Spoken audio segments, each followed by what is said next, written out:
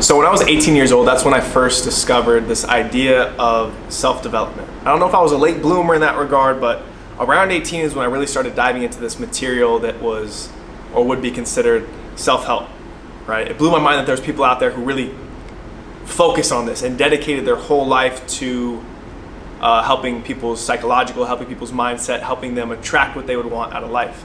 And around that time, I came across this idea that blew my mind. It was this idea of the law of attraction. And what this law is, if you've never heard of it, it's this idea that what we put out into the world, that we get back. The energy that we put out, we magnetize back towards ourselves, whether it's relationally or whether it's on a internal level, whether it's on a spiritual level. What we put out, whether it's visualization, whether it's the way we communicate, whether it's what we write down, those things we kind of affirm into the universe, and then those things become tangible.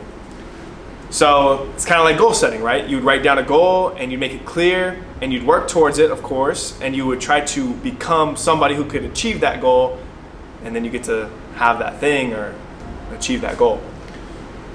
For whatever reason, it seemed like magic. And I think it's because a lot of the people who were talking about it were like these movie stars and these people who are very accomplished. I'm this 18-year-old kid who doesn't really know where he's going in life. So like fast forward a few years, probably once graduating college, I'd found that in college, from writing down my goals, from being clear on what I wanted, I was able to make progress, at least. And I was able to knock down more goals that were on my list than if I would have never wrote down a list, of course, right? Okay, so now I'm graduated from school, and still I've always been into self-development. And I came across a social psychologist named Jordan Peterson. A lot of you have probably heard of him. And he has this program that he swears by. It's called the Self-Authoring Program. And it really fascinated me. And the gist of this program is that you write with clarity and depth who you could potentially become if you put all of your efforts forth into becoming the best and greatest and strongest version of yourself. Visualize that person. Who could he be? Who could she be? What would that person do? What kind of actions, habits, activities would they have in their life? What type of things would this person say? So you visualize all of that. You write it all down in as much detail as possible.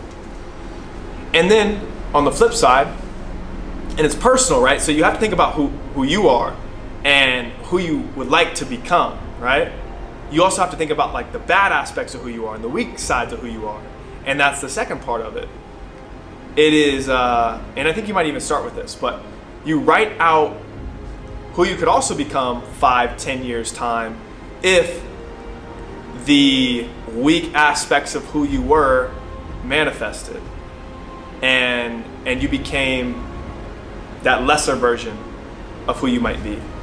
And not like in a negative way, but more in like a practical sense. Like if you didn't do the things you know you should do, who would you become?